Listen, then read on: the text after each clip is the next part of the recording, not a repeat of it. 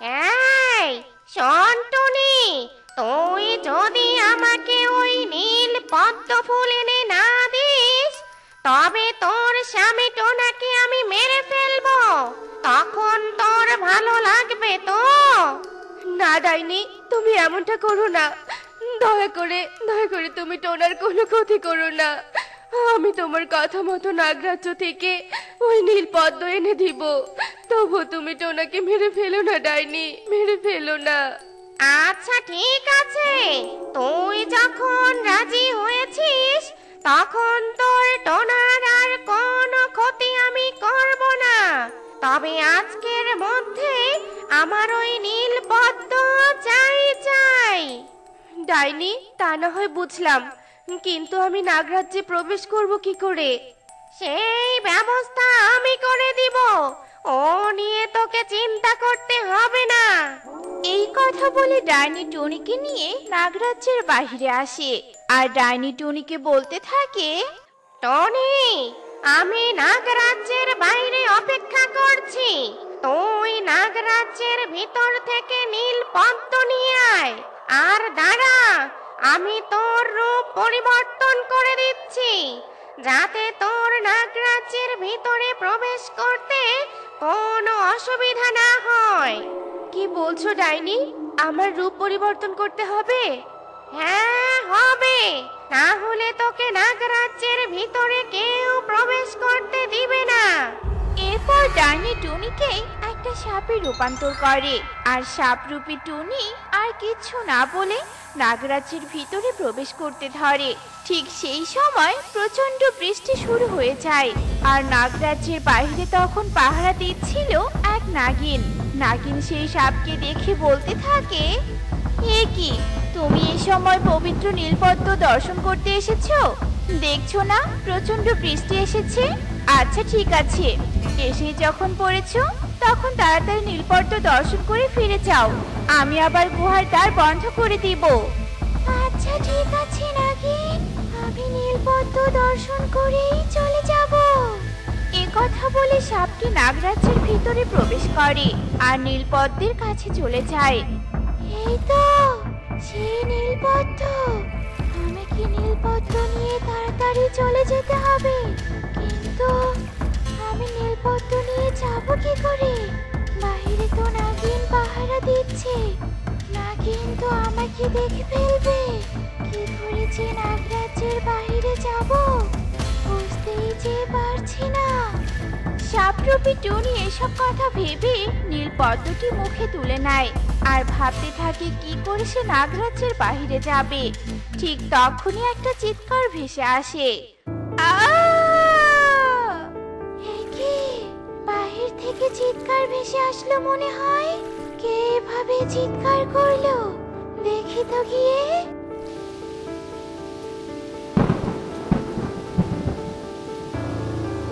আরে নাগিনের শরীরে তো গাছের ডাল পড়েছে। এই সুযোগে আমাকে এখান থেকে পালাতে হবে।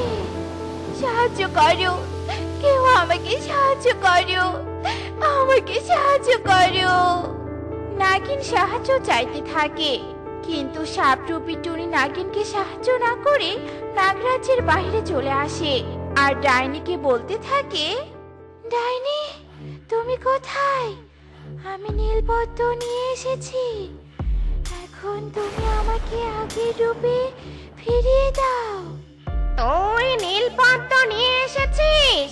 দাঁড়া, আমি তোকে তোর আগের রূপ ফিরিয়ে দিচ্ছি।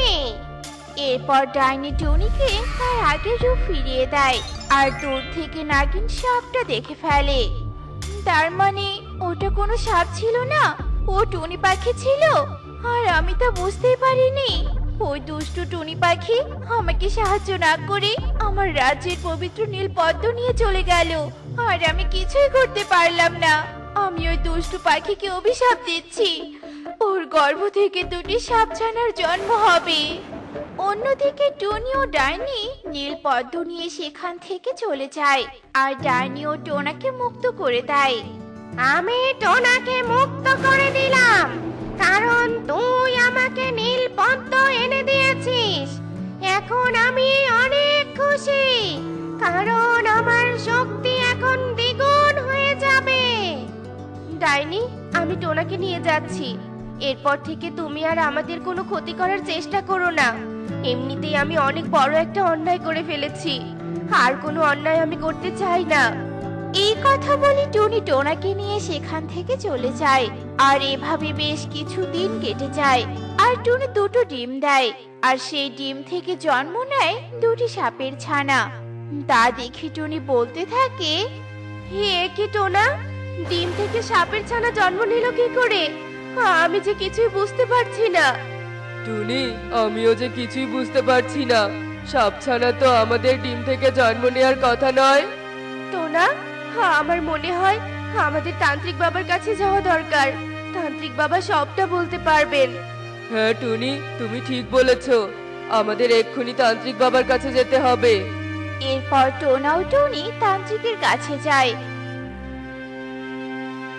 আর তান্ত্রিককে সব কথা খুলে বলে। সব শুনে তান্ত্রিক বলতে থাকে, মা টুনি, তোর ভুলের কারণেই তোর গর্ভ থেকে সাপের ছানার জন্ম হয়েছে। আমার ভুলের কারণে? হ্যাঁ, তোর ভুলের কারণে। কারণ তুই নাগিনের রাজ্য থেকে পবিত্র নীল পদ্ম চুরি করে নিয়ে এসেছিলি, আর সেই কারণে নাগিন তোকে অভিশাপ দিয়েছে, যার ফলে তোর গর্ভ থেকে সাপের ছানার জন্ম হয়েছে।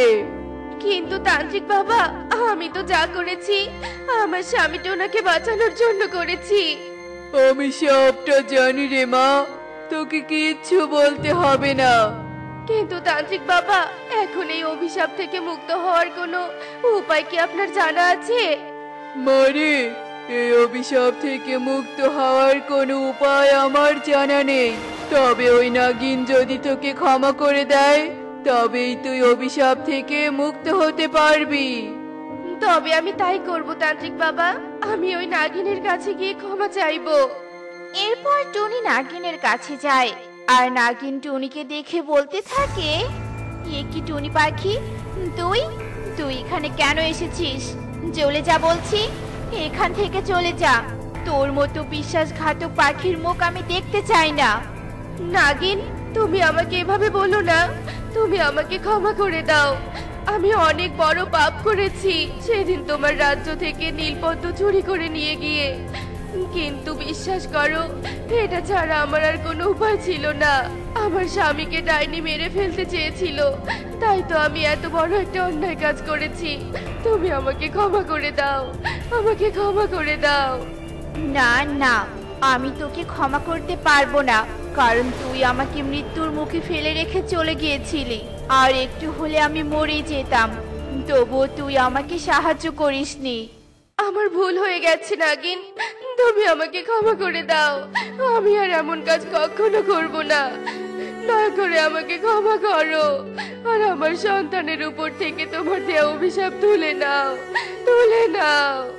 আচ্ছা বেশ, তুই যখন এত করে ক্ষমা চাইছিস, তখন আমি তোকে ক্ষমা করে দিলাম আর তোর সন্তানের উপর থেকে আমার দিয়ে অভিশাপ তুলে নিলাম। তবে তুই আমাকে কথা দে, তুই আর কখনো কারো ক্ষতি করবি না। আচ্ছা ঠিক আছে, আমি আর কখনো কারো ক্ষতি করব না, আমি তোমাকে কথা দিলাম। এরপর নাগিন টুনিকে ক্ষমা করে দেয় আর টুনির সন্তানের দিয়ে অভিশাপও কেটে যায়। আর অভিশাপ কেটে যাওয়ার ফলে সাপের ছানা দুটো পাখির ছানায় রূপান্তর হয়। তা দেখে টোনা ও টুনি অনেক খুশি হয় আর তারা সুখী দিন কাটাতে শুরু করে। দেখলে তো বন্ধুরা, ক্ষমা মহৎ গুণ। কেউ ভুল করে তার ভুল বুঝতে পেরে যদি ক্ষমা চায়, তবে তাকে ক্ষমা করে দেওয়া উচিত।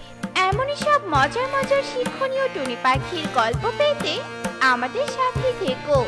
আর গল্পটি কেমন হয়েছে তা কমেন্টে জানাতে ভুলো না কিন্তু। Bye bye.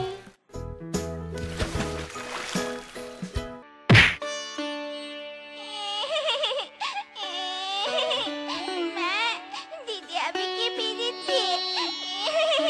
ও মা, মা, আমার সব খাবার খেয়ে ফেললো গো। মা, মা। এ কি টুনটুন, এসব কি কাণ্ড? তুই টুকিকে এভাবে ফেলে দিয়েছিস কেন? তুই বড় হয়েছিস, এখনো কি তোর জ্ঞান বুদ্ধি কিছু হয়নি নাকি বলতো? জ্ঞান বুদ্ধির কথা পরে বললো, আগে তো বললে আমি বড় হয়েছি যখন আমার তো বেশি খাবার দরকার। এই কারণে টুকিকে ধাক্কা মেরে ফেলে দিয়ে শেষে খাবারটুকু খেয়েছি। শুনলে তুমি তোমার মেয়ের কথা? আমাকে ধাক্কা মেরে ফেলে দিয়েছে, আমার সব খাবারও খেয়ে ফেলেছে। আমি খাবার চাই মা, আমি খাবার চাই। এ কেমন কথা টুনটুন? বেশি খাবার খাওয়ার জন্য তুই তো ছোট বোনকে এভাবে ফেলে দিবি? তুই খুব বদমাশ হয়ে গেছিস কিন্তু। কি ব্যাপার টুনি, তুমি মেয়েটাকে এভাবে বকছো কেন বলো তো? এত রাগারাগি করছো কেন? রাগারাগি করবো না, সব দোষ তো তোমার। প্রতিদিন সামান্য একটু খাবার জোগাড় করে আনবে, আর দুই মেয়ে খাবার নিয়ে কাড়াকাড়ি করে ঝগড়া করবে। তুমি আর তোমার মেয়েরা মিলে আমার জীবনটাই জ্বালিয়ে দিলে একেবারে। মা আমি অত কিছু বুঝি না, আমি আরো খাবার চাই মা, আমি আরো খাবার চাই। আরো খাবার দরকার তো? আচ্ছা ঠিক আছে মা, তুই কাঁদিস না, আমি তোর জন্য আরো খাবার নিয়ে আসছি। আবার তুমি খাবার আনতে যাবে মানেটা কি? বাইরে তাকিয়ে দেখেছো কত বৃষ্টি হচ্ছে? এক্ষুনি তো বৃষ্টিতে ভিজে এলে। হোক, ও নিয়ে তুমি চিন্তা করো না টুনি, সামান্য তো বৃষ্টি হচ্ছে, ও আমি ম্যানেজ করে নিব। যেভাবে কচু পাতা মাথায় দিয়ে এসেছি সেভাবেই কচু পাতা মাথায় দিয়ে যাব। তুমি বাচ্চাদের খেয়াল রেখো কেমন? এ কথা বলেই টোনা কচু পাতা মাথায় দিয়ে বাইরে বেরিয়ে যায়, আর বৃষ্টিতে ভিজেই খাবারের সন্ধান করতে থাকে। দাদা, তুমি আবার এভাবে আমায় থাপ্পড় মারলে কেন? আমি আবার কি দোষ করলাম? দোষ করিসনি মানেটা কি?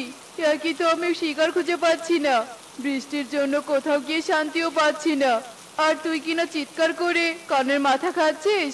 তোর কপাল ভালো, আমি তোকে শুধু একটা থাপ্পড়ই দিয়েছি। যদি তুই আরেকবার চিৎকার করিস না, তবে তোর মুখের জায়গায় আর মুখ থাকবে না। দেখেছো কাণ্ড, দেখেছো? আমি কিনা বৃষ্টির পূর্বাভাস দেওয়ার জন্য বনা ছেড়ে ডাকাডাকি করি, আর এই বদমাশ এগুলো এসে কিনা আমাকে হুমকে দিচ্ছে। না না, আমি আর কোনো ডাকাডাকি করব না। রাগে গজগজ করতে করতে ব্যাঙ জলে ডুবে যায়, আর বৃষ্টির বেগ বাড়তেই থাকে। বৃষ্টির সাথে সাথে প্রচন্ড বাতাসও শুরু হয়ে যায়। হায় বিধাতা, কি ঝড় বৃষ্টিটাই না শুরু হলো! টোনাটা যে এখনো কোথায়? টোনাকে নিয়ে তো আমার খুব চিন্তা হচ্ছে। এদিকে ঝড়ে বাসাটাও কেমন দুলছে। হে সৃষ্টিকর্তা, রক্ষা করো, রক্ষা করো! চিন্তায় যে আমার গলা শুকিয়ে আসছে।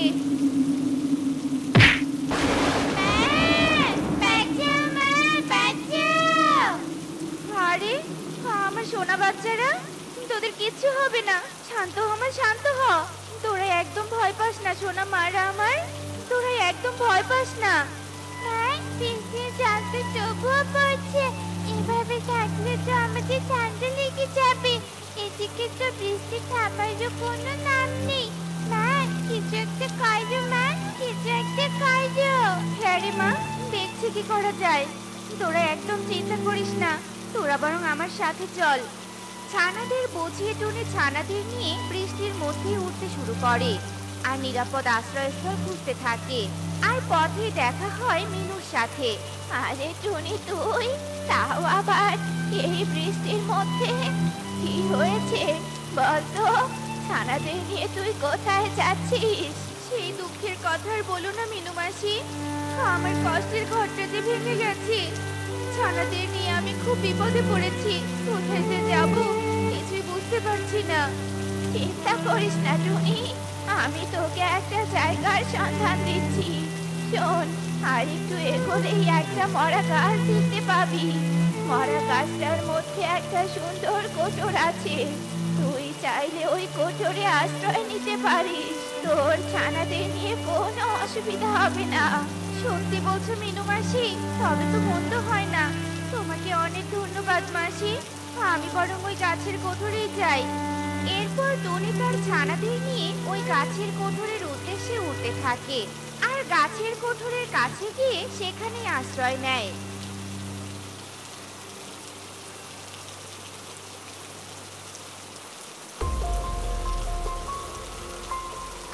পেট ভর্তি ক্ষুধা আর মাথা ভর্তি রাগ, ইচ্ছে করছে রাগের মাথায় নিজের পাখাগুলোই ছিঁড়ে ফেলি। সকাল থেকে ঘুরছি, অথচ কোথাও কোনো খাবার পাচ্ছি না। মা, আমার খুব পাটি পেয়েছে। পেটটা কেমন মোচড় দিচ্ছে। চুপ কর টুকি, চুপ কর। একদম কথা বলিস না। এখন কিছুতেই বাইরে যাওয়া সম্ভব নয়। শুনতে পাচ্ছিস না? বাইরে শিকারি ঈগল কথা বলছে। একটু কষ্ট করে চেপে রাখ মা। আরে, মনে হচ্ছে কোনো ছোট্ট পাখি কথা বলছে। খাবার জোগাড় হয়ে গেল নাকি? কোথায় কোথায় সেই ছোট্ট পাখি? দেখি তো আশেপাশে কোথায় ছোট পাখি। ওই বদমাস, এটা তুই কি করলি? ওরে ছোট্ট পাখির দল, তোরা তবে এখানে? আমি তো তোদেরকে এতক্ষণ খুঁজছিলাম। যাক, আমার খাবারের ব্যবস্থা তবে হয়েই গেল। যতই চেষ্টা করো ঈগল, তুমি আমাদের কিছুতেই ধরতে পারবে না। তার থেকে ভালো তুমি এখান থেকে চলে যাও। চুপ কর ছোট্ট পাখি, দরকার পড়লে ঠোকর দিয়ে কোঠর ভেঙে ফেলবো, তারপর পেট পুজো করে এখান থেকে যাব। তবুও খালি পেটে যাব না। তুমি তো খুব জেদি দেখছি। তবে এত কষ্ট করে তোমাকে আর কোঠর ভাঙতে হবে না। তুমি বরং পাশের জমি থেকে কিছু রসুন তুলে আনো। আমি তোমাকে রসুনের বড়া বানিয়ে খাওয়াবো। আর তুমি হয়তো জানো না, পাখির মাংসের চেয়ে রসুনের বড়া অনেক বেশি টেস্টি হয়। সত্যি বলছিস তুই? আসলে এই রসুনের বড়া খুব টেস্টি। আচ্ছা, আজ না হয় রসুনের বড়া খেয়েই দেখবো। এতদিন তো অনেক পাখির মাংস খেয়েছি। যাই যাই, রসুন তুলে আনি। তুই বরং বড়া বানানোর ব্যবস্থা কর। হ্যাঁ, এটা তুমি ঈগলকে কি বললে? রসুনের বড়া খেলে তো মাথা ঘুরাবে, জ্বর চলে আসবে। হ্যাঁ রে মা, এটাই তো টেকনিক। ঈগল বড়া খেয়ে জ্বরে পড়বে, আর আমি সেই সুযোগে তোদের নিয়ে এখান থেকে পালিয়ে যাব। তারপর তোর বাবাকে খুঁজবো। আসলে বুদ্ধি খাটিয়ে এখান থেকে পালানো ছাড়া যে আর কোনো উপায় নেই রে মা। যাই হোক, তোরা থাক, আমি বড়া বানানোর বন্দোবস্ত করি। আর ঈগল অনেক খোঁজাখুঁজি করে রসুন খেতে যায় আর রসুন তুলতে শুরু করে। কি মুশকিল, রসুন তুলতেই তো হাঁপিয়ে যাচ্ছি। আর হাঁপিয়ে যাবই বা না কেন? পেটটা তো পুরো খালি। তবে আজ এই রসুনের বড়া খেয়েই পেট ভরাবো।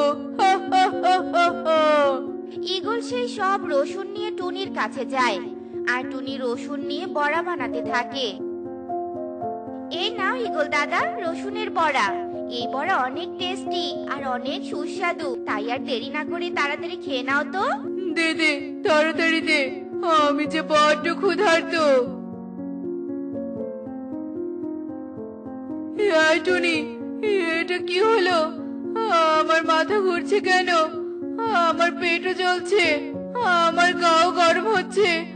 ওরে বাবারে! চিৎকার করে ঈগল ধপাস করে অজ্ঞান হয়ে পড়ে যায়। আর টুনি সেই সুযোগে ছানাদের নিয়ে সেখান থেকে পালিয়ে যায়। দেখলে তো বন্ধুরা, বুদ্ধি খাটিয়ে কিভাবে শত্রুকে পরাজিত করতে হয়। তো বন্ধুরা, এমনই সব মজার মজার শিক্ষণীয় টুনি পাখির গল্প পেতে আমাদের পাশে থেকো। আর গল্পটি কেমন হয়েছে তা কমেন্টে জানাতে ভুলো না কিন্তু। Bye bye.